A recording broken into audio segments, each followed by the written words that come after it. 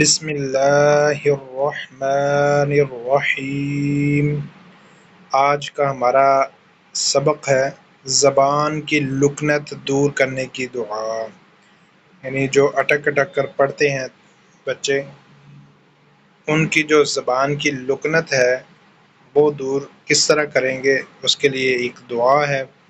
اس دعا کو پڑھتے رہیں، انشاءاللہ عز و جل بچے کی لکنت دور ہو جائے گی۔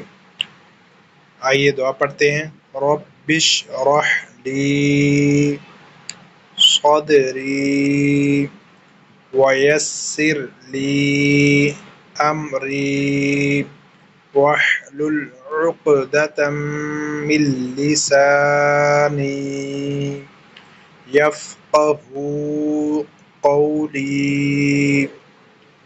ترجمہ: اے میرے رب، میرے لیے میرا سینہ کھول دے اور میرے لیے میرا کام آسان کر، اور میری زبان کی گرہ کھول دے کہ وہ میری بات سمجھیں۔